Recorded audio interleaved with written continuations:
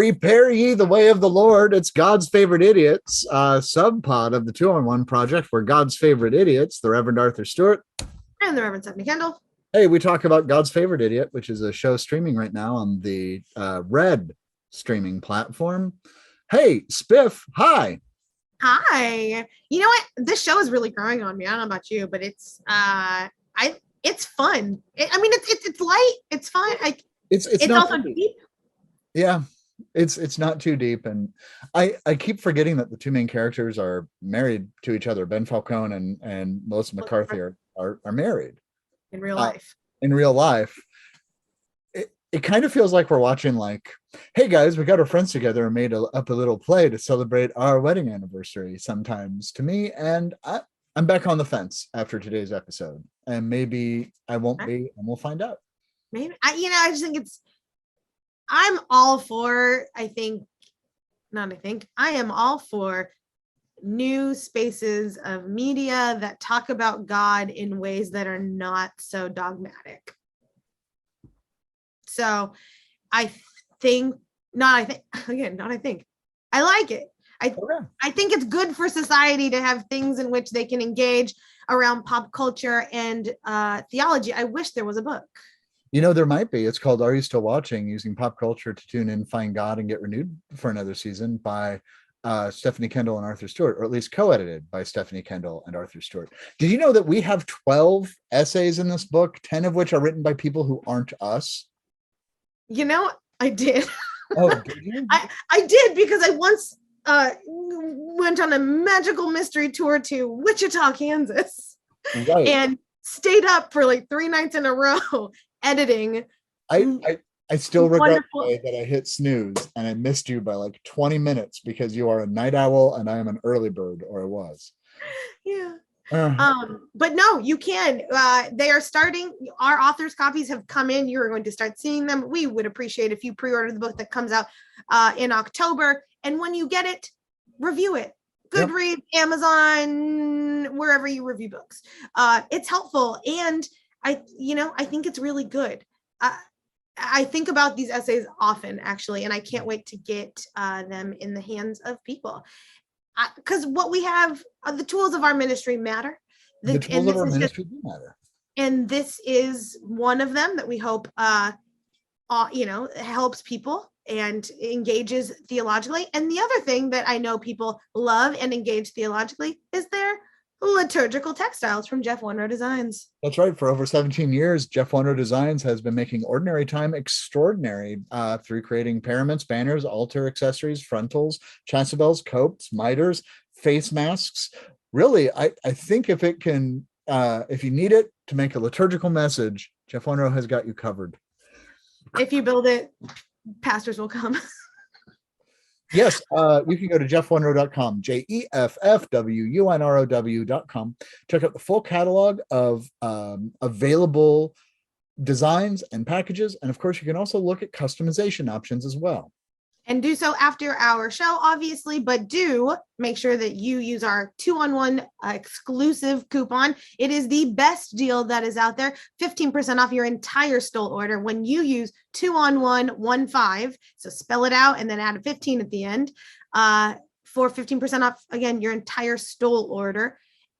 You have to go all the way to the end. I think we haven't mentioned that in a while. Like, you can't, it's not in that first, it's going to prompt you to Apple Pay or however you pay, all those things. Keep going to the end. Make sure you enter that code.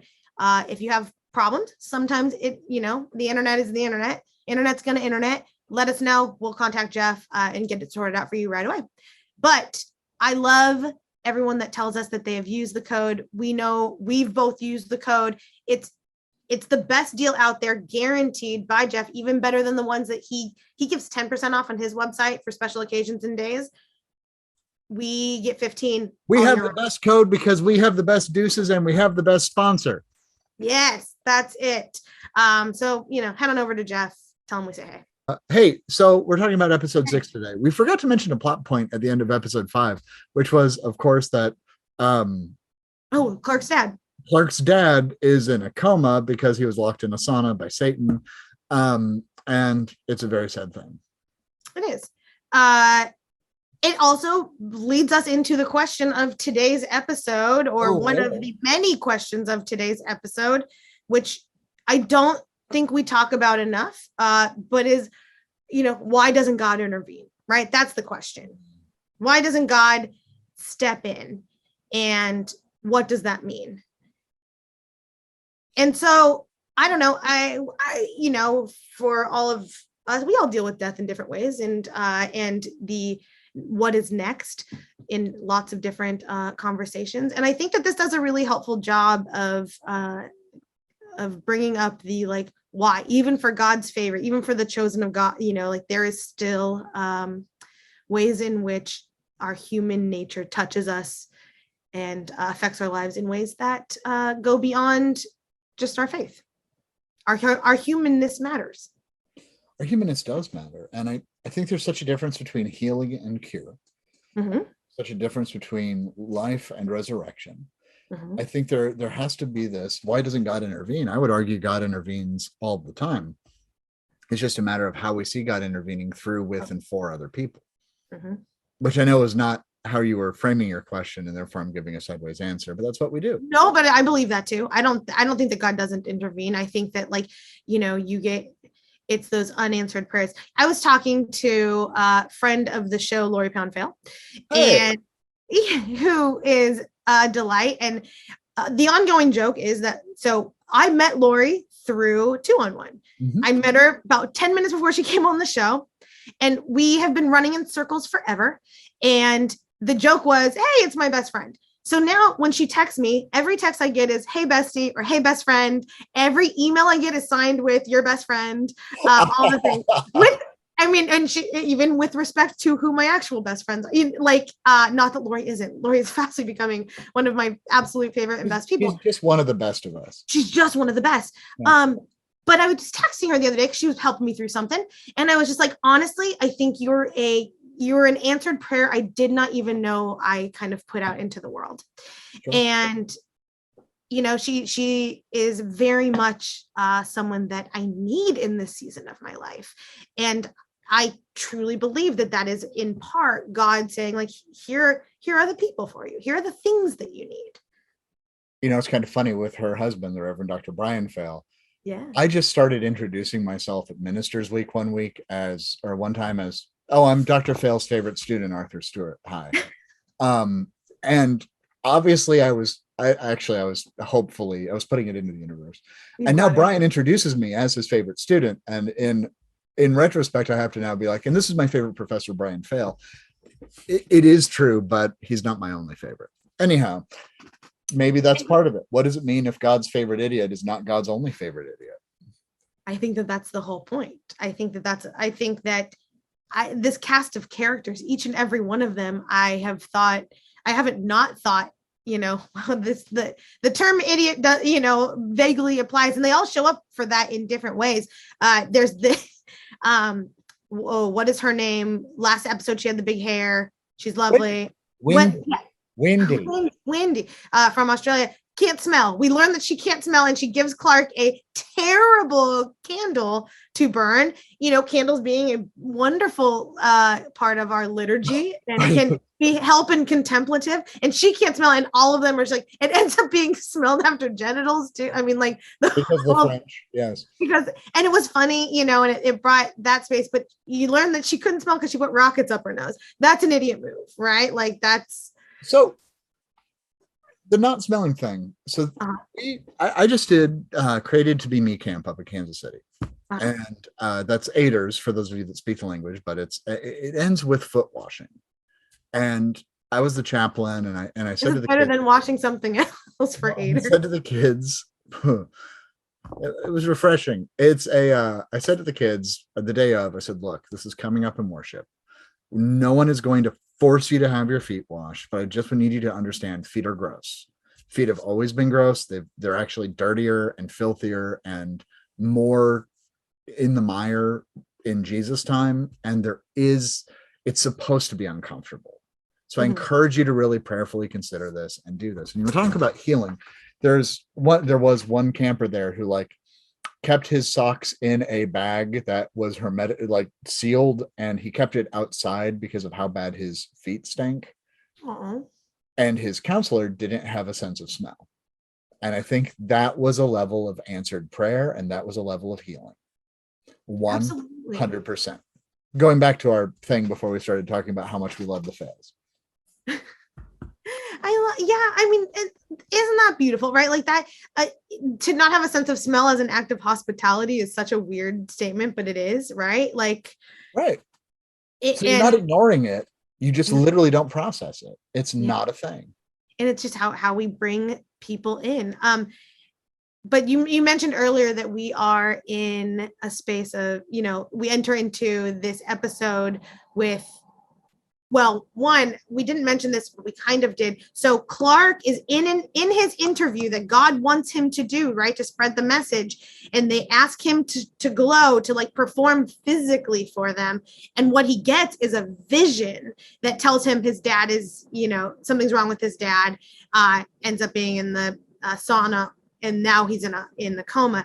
And so the need for the humanness, right? Even when we have the answers in our words for what God requires of us, to love, do justice, walk humbly, all of that, again, our bodies are still matter, and they still are part of the process of our own faith and belief, which is hard and shows up for each of us in different ways.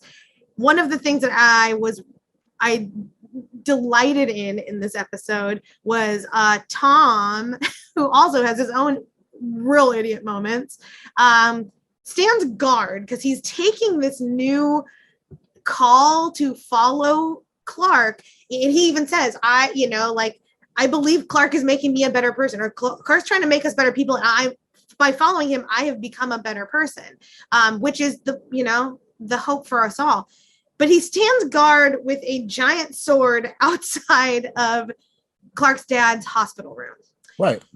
As a gift to Clark, maybe? I'm not entirely, you know what I mean? Like offering a gift to the church. And it just delighted me because so many of our people think that they are offering these incredible gifts to the church. And sometimes they are. And sometimes they're calling with a couch that they just want to offload that's full of bugs, and they don't know how to get rid of it, so they want to give it to a church. So, and there's such a difference between those two kind of gifts, right? Because so with Tom and his sword, also do remember there's these LARPing scenes that I just think they wanted to make ridiculous costumes and do it. Sure. But Tom is terrible at combat. Yeah. So he has this enormous sword, and the whole subplot of live action role playing is that Tom just keeps getting demoted and humiliated every time he fights. So what is he actually going to do against Satan or the four horsemen of the apocalypse or anything else? But he's willing to try. He's willing to try. And that's where rarely do people say, hey, I just bought a new couch and I'm going to keep my old couch and I'm going to give my new couch to the youth group. Or, hey, even better, ring, ring. Hey, church, is there something that you need? Right. And that's part of the collective thing, but I also think that's really I think that's the model of like, strangely, it's not modest, it's not humble, I don't know what it is, but we think it's humility and we think it's modesty. But even those gifts, like Tom's weird gift with the sword thing, that is fine, because we're all God's favorite idiot. We are. It is the difference between that, because there he has the space in order to become more of what he is, and that is how he best understands how to respond, and he stays in community, as opposed to a couch dropped off in the middle of the night that's full of spiders. Exactly. Okay, now, so what is your weird, awkward church gift that you've been given in your 16 years of ministry? I'm going to opt to not talk about the one thing that made Creekwood develop a gift policy, which I said should include the language, we can take it in the parking lot and light it on fire in front of you if we choose to, once you say this is a gift. I'm instead going to bring this up. I had a youth who I really liked, and I liked all of the youth, and we did an auction, and you could provide a good or a service. And his service was he was going to do a video game tutorial. And I said, I'd rather you offer yard work. And he said, no, I'll do a video game tutorial for old people. And I said, okay. So I bought it. And then I called his mom and I said, I have 4 hours of video games with your son. Can we have everybody over to your house for 4 hours while all I do is humiliate him at Mario Kart?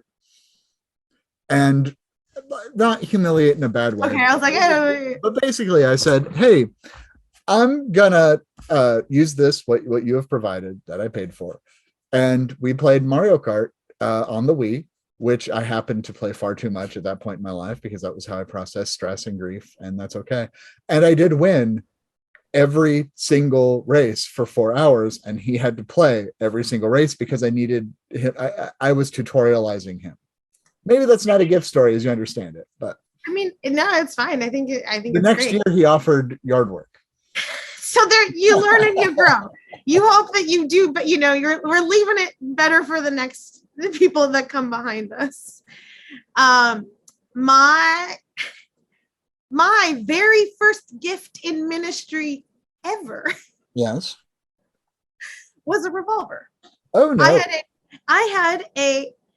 I had when I moved to Texas a neighbor, an unhoused neighbor who used to sleep on my porch, and it didn't bother me until one day. Luckily, I had 2 exits, but one day he had moved I had a bench on my porch in front of my door, and I couldn't get out of my front door. And I had mentioned that just like in passing, like, oh, I just need to like ask him, like, please don't move my furniture.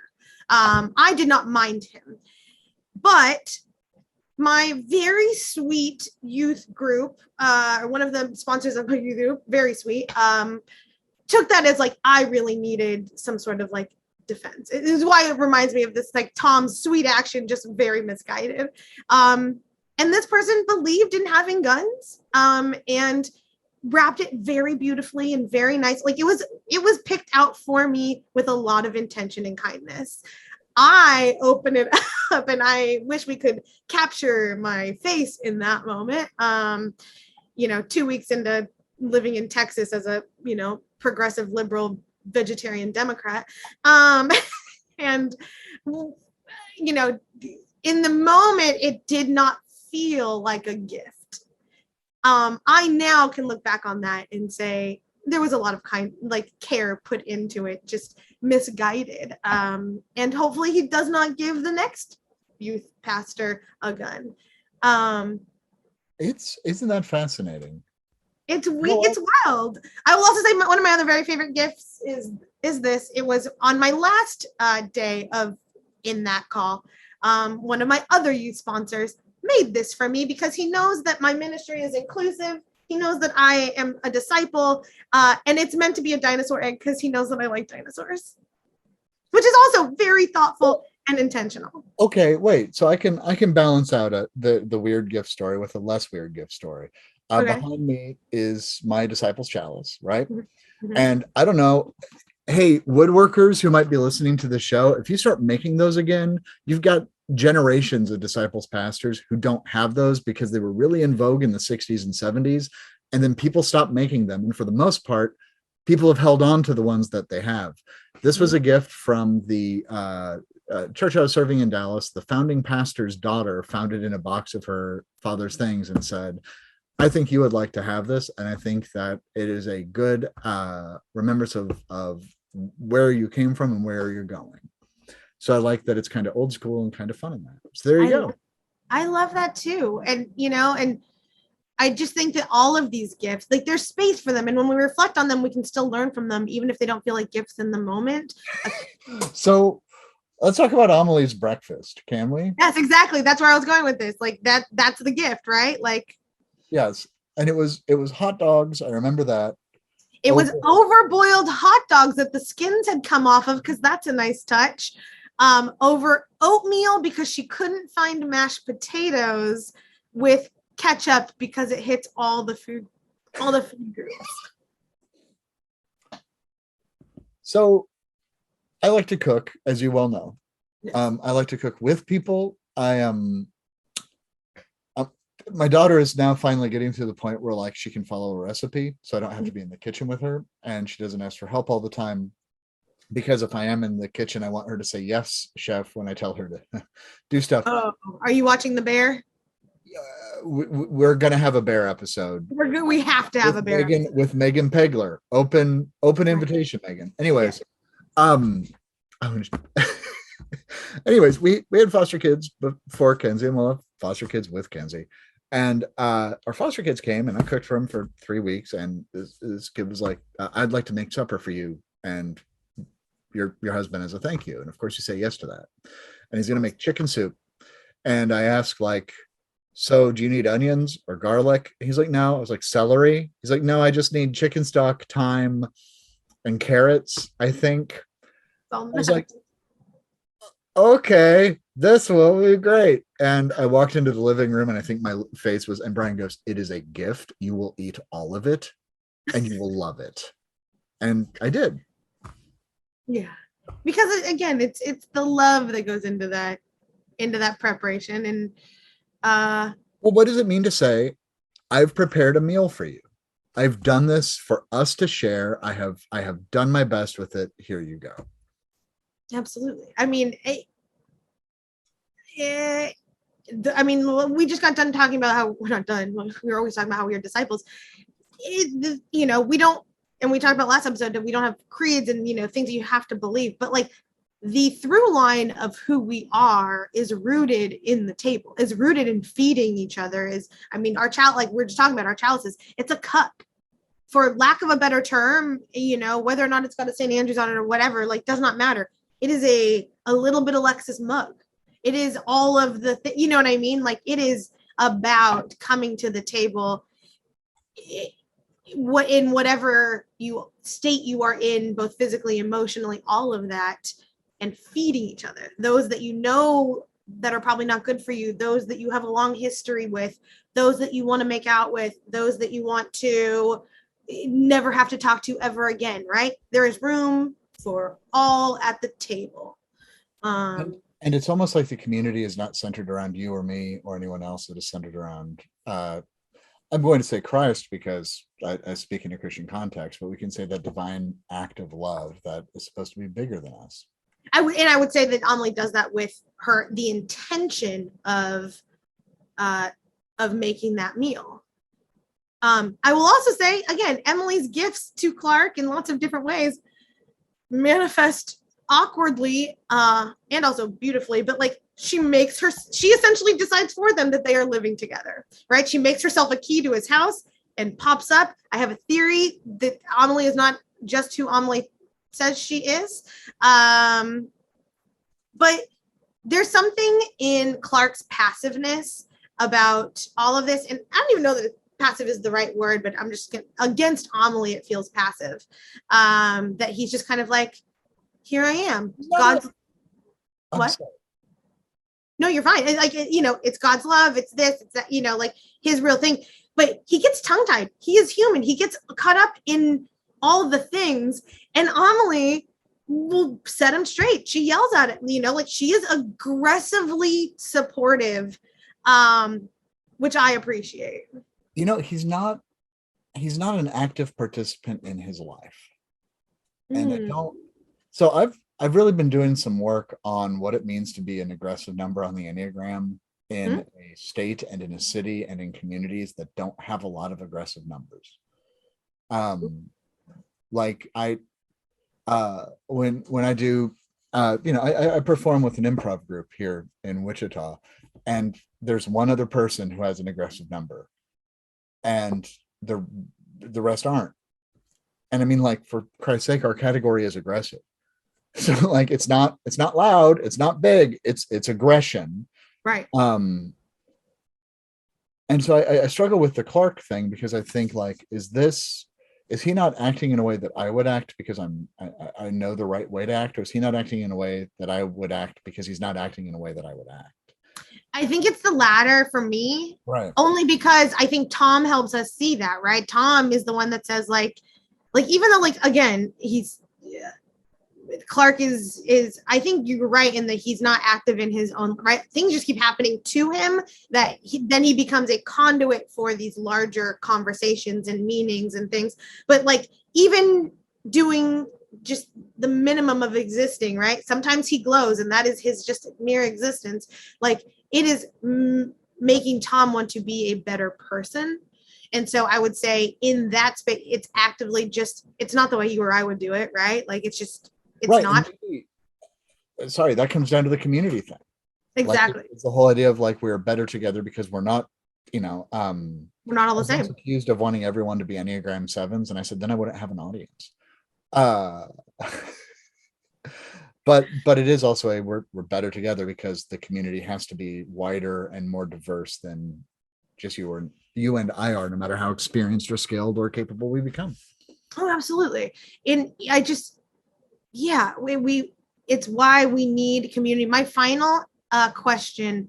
So I think I've built a pretty well-known name for myself in justice ministries, at least in disciple circle. Like I do a lot of justice work, and it's put me into a kind of niche ministry. It shouldn't be, but it is, especially around like the congregations that are willing to call me to say, we want to journey that road with you. And I had done that in seminary too. I had spoken up, I'd written all of I was the Bright Student Association president. So I wrote all these, and my term year was Donald Trump's first year in office. So we wrote a lot of statements against certain policies that came out, especially around immigration and women and queer rights and all of the things.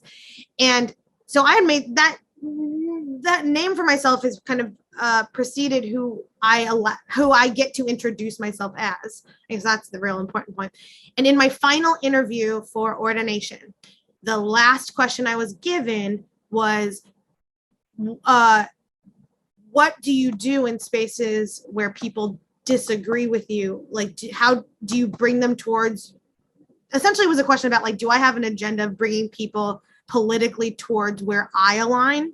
And my response is, and always has been, because it has to be, because it's the truth, is that my call is to bring people closer to God, not closer to me. Mm-hmm. And when we bring everyone closer to God, we're inevitably going to come in together and understand each other better. I think that that's what's happening here. That Clark does that really well, is bringing people closer to God so that the sustainability of their faith It doesn't rely on him. It doesn't rely on him, right? You won't always have me, but you will have the poor, right? It's exactly what we are called to do. We're called to go closer to God so that we are closer to each other. Amen. I think that's a good place. I think that's honestly a good thought in it, because of course what happens at the end of the episode is Tom weeps and one tear lands on Clark's dad, and Clark's dad miraculously recovers. I want to say this is the most disciple-y episode ever, because like we have like two things that we really lean into, which is communion and table theology and baptism. Yeah, those are our ordinances.